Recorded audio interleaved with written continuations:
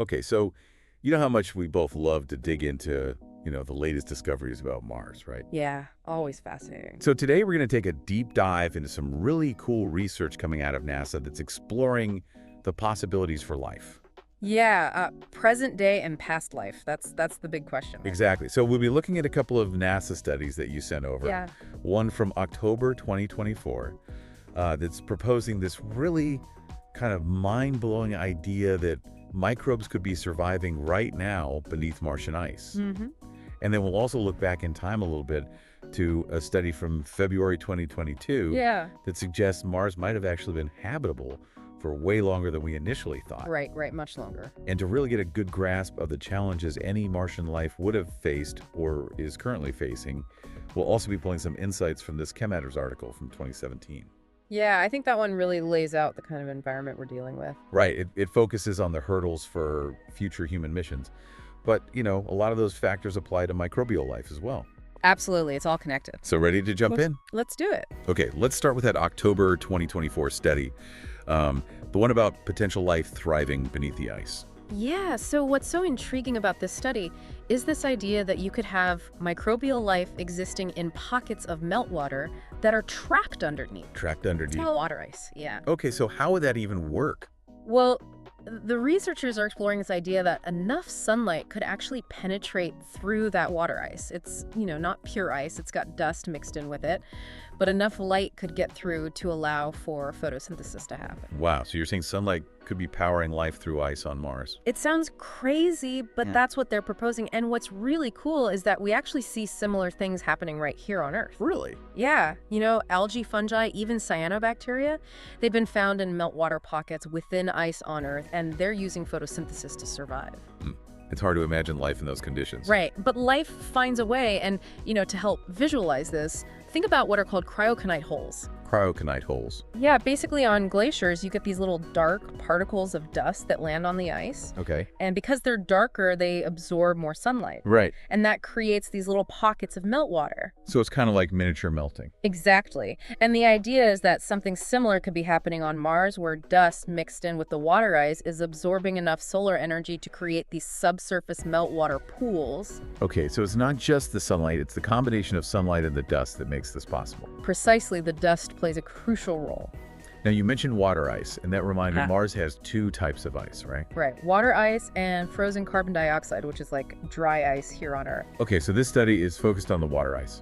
Yeah, specifically. Okay, and where did this water ice come from? Well, the study talks about how during past Martian ice ages, you had snow falling, and this snow wasn't pure white, it had dust mixed in with it. Oh, so like dusty snow. Yeah, and over time, this dusty snow accumulated and solidified into what we now see as this dusty water ice. So it's this ancient dusty snow that could be holding the key. Potentially, yeah. And it's fascinating to think about how that dust might have initially been seen as just a contaminant, Yeah. but now it's being considered as this essential ingredient for potential life. Well, it's like you said, life finds a way even in the most unexpected places. Exactly. Now, one thing that kind of jumped out at me in the article was this debate among scientists about whether surface ice on Mars can even melt. Yeah, they talk about how the thin atmosphere and the dryness could cause the ice to basically skip the liquid phase altogether and just go straight from solid to gas through sublimation. Right, so like it just vanishes into the air. Basically, yeah. But the researchers are saying that this wouldn't really affect the ice below the surface. That's a key point. The subsurface ice is shielded by those upper layers, so those atmospheric effects wouldn't be as significant. Okay, that makes sense. So we could still have these subsurface pools even if the surface ice is behaving differently. Right. And what's really cool is that this whole concept of liquid water within dusty snow and ice on Mars isn't brand new. This study builds upon earlier work. Oh, really? Yeah, they specifically mention research by Christensen and Clough, who use models to show how liquid water could form within dusty snowpacks on Mars. So this new study is kind of taking that idea and running with it. Exactly. And they also reference a 2021 paper co-authored by Christensen and Cooler. Cooler being one of the lead authors on this new study. Right, which suggests that dusty water ice in those Martian gullies might actually be melting and causing the gullies to form through erosion. So that's even more evidence pointing to the potential of this dusty ice. Yeah, it's really exciting, and this latest paper takes it a step further by proposing that this dusty ice could allow enough light to penetrate for photosynthesis to occur as deep as 9 feet below the surface. 9 feet, that's pretty deep. Yeah, so we're not just talking about a thin layer of potential life here. We're talking about a potentially more substantial subsurface environment. That's incredible. And it's not just about the light penetration, right? Those upper layers of ice are also acting as a protective barrier. Absolutely critical. They prevent the water from evaporating away into that thin Martian atmosphere. And just as importantly, they offer some shielding from the intense solar and cosmic radiation. Right, because Mars doesn't have a strong magnetic field like Earth does. Exactly. So anything on the surface is pretty much bombarded by radiation, but these subsurface pools would be relatively protected. So these could be like little havens for life hidden away beneath the ice. Potentially, yeah. And do they have any idea where these havens might be located? Yeah, they suggest that the tropics of Mars, specifically between 30 and 60 degrees latitude in both hemispheres, would be the most promising areas. Okay, so not too close to the poles and not right at the equator. Right, that's where they think the conditions for this dusty water ice formation and potential melting would be most favorable. That's amazing. So what's the next step? How do we go about actually finding these potential subsurface ecosystems? Well, the lead author, Aditya Kohler, is planning to recreate Martian dusty ice in a lab. So he's going to try to make it here on Earth. Yeah, to study its properties firsthand. That's cool. And he and other scientists are also working on mapping out the most likely locations on Mars where these meltwater pools might exist. To guide future missions. Exactly, so they know where to look. It's like a treasure map for Martian life. In a way, yeah. Okay, so let's shift gears now and talk about that February 2022 NASA study. The one that suggests Mars might have been habitable for much longer than we previously thought. Yeah, this study is fascinating because it challenges our understanding of how Mars' climate evolved over time. Right, so the prevailing view has been that the late Noachian period, which was roughly 4.1 to 3.5 billion years ago, was the prime time for habitability. Yeah, that's when we see the most evidence of flowing water, those extensive valley networks carved into the surface. Clear signs of a warmer, wetter Mars. Right. But this 2022 study throws a wrench in that timeline by suggesting that the northern hemisphere of Mars could have actually maintained a more Earth-like climate, potentially, with a stable ocean as late as 3 billion years ago. Wow, so pushing the potentially habitable period back by a huge 500 million years. Exactly, and that puts it into what's known as the late Hesperian age. So the Noachian was the earlier period, and this research suggests the possibility of habitability extending into the later Hesperian. Right, which is significant. It is. But the article also mentions that reconstructing Mars's climate around that time, 3 billion years ago, is really tricky. Yeah, it's not straightforward. Because the surface features don't tell a completely clear story. Right, on the one hand, we don't see the kind of widespread erosion that you would expect from a long period of a warm, wet climate during that later period. Like the erosion features just aren't there. Yeah, and on the other hand, if the climate was too cold, any potential ocean in the northern hemisphere would have likely been frozen solid. So it's a puzzle. It is, but this new simulation proposes a really interesting scenario. They call it a cold and wet scenario. A cold and wet Mars, how does that even work? The key is that they're imagining a northern ocean existing in that lower lying basin where the atmosphere was denser and relatively warmer compared to the southern highlands. Okay. Water would evaporate from this ocean, circulate through the atmosphere, and then fall back to the surface. As the rain. Yeah, in those lower, warmer altitudes closer to the ocean. But in the colder southern highlands, the precipitation would have been mostly snow. So you'd have snow accumulating in the higher elevations, potentially forming glaciers. Exactly, and those glaciers would slowly flow down towards the northern lowlands, eventually returning that water back to the ocean. So it's like a Martian water cycle, but with a twist. Right, and the cold and wet idea might sound counterintuitive, but the simulation suggests it's possible. Okay, so you could have this large body of liquid water coexisting with cooler global temperatures. Precisely. And the model even indicates that this northern ocean could have remained liquid even with global average temperatures below freezing. Wow, that's surprising. How would that be possible? Ocean circulation plays a crucial role here. The model suggests that warmer water from the mid-latitudes would have been transported towards the poles, providing enough localized warming to keep the ocean from completely freezing over. Ah, so the ocean itself would help regulate its temperature. Exactly. And it's also important to remember that liquid water absorbs more heat from sunlight than ice or snow does, so that would have contributed to maintaining a liquid ocean as well.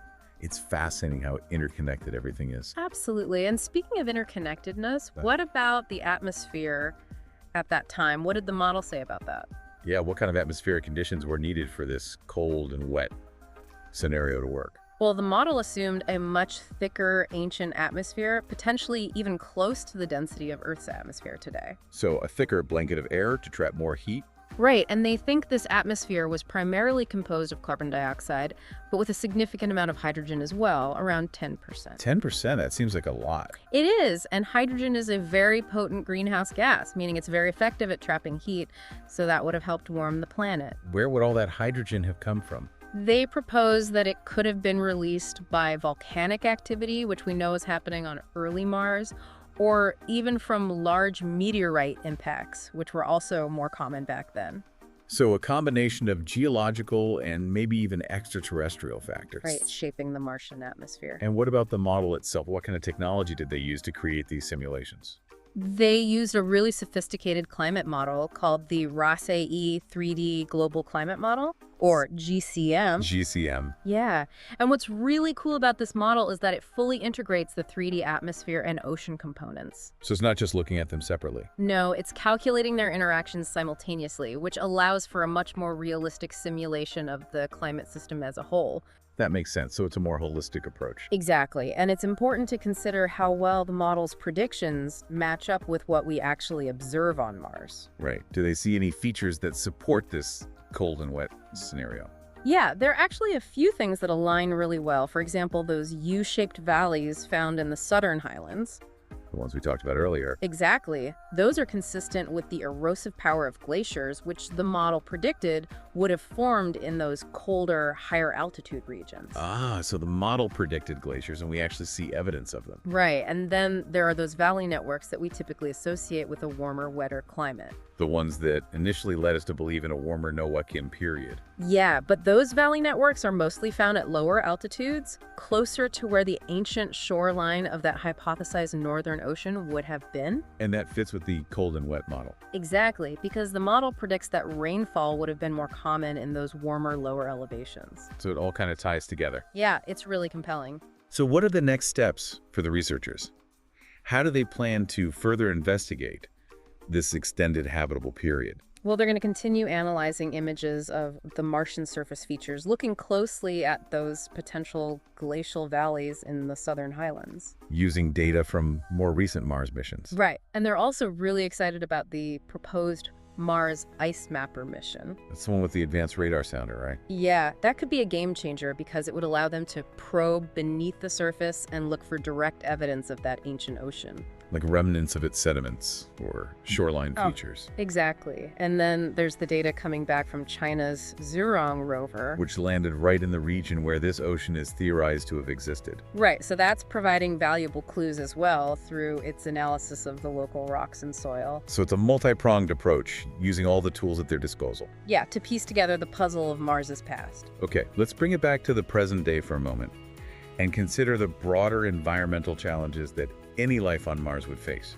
That Chemetter's article from 2017 really lays it out. It does. Even though it's focused on human missions, it highlights some really important factors that would affect any life form. Right, so first and foremost, there's the extreme cold. Yeah, that's a big one. Mars is much farther from the sun than Earth, and it has a very thin atmosphere, so it doesn't trap heat very well. The article mentions that even at the Martian equator during midday, the temperature would feel like a cold winter day here on Earth. Right, and then at night it plummets to negative 284 degrees Fahrenheit. Brr. Yeah, not exactly hospitable. Not at all.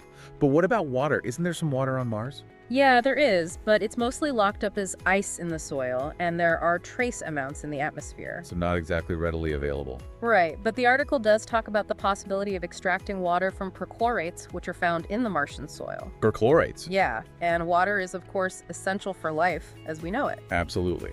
So that's at least a potential source. Yeah. And what about the other building blocks of life, like carbon and nutrients? Are those present on Mars? Good question. Well, the good news is that the Martian atmosphere is mostly carbon dioxide, which could be a source of carbon for photosynthetic organisms. Like those potential microbes we talked about earlier. Exactly. And the Martian soil also contains a variety of nutrients. Okay. But the availability and forms of those nutrients might be very different from what life on Earth is used to. So Martian life might have to find some unique ways to access those nutrients. Right, adaptation would be key. And the article also brought up the issue of radiation exposure. Yeah, that's a huge challenge. Earth's atmosphere and magnetic field protect us from most of the harmful radiation from the sun and space, but Mars doesn't have that same level of protection. No, its atmosphere is thin and its magnetic field is very weak. So the surface is constantly bombarded by radiation, which can be incredibly damaging to biological molecules. Like DNA and proteins. Right, which are essential for life. So that really emphasizes the potential importance of those subsurface ice environments we talked about earlier. Yeah, if there is life down there, those layers of ice would provide a crucial shield against that radiation. And the extreme temperatures and lack of liquid water on the surface. It all comes back to that idea of subsurface havens. So despite all the challenges, Mars might still be holding on to some secrets about life. Potentially, yeah. So to sum it all up, these NASA studies give us a lot to think about. They do. We have this mind-blowing possibility of present-day microbial life hidden beneath the ice. Yeah, thriving in these little pockets of water.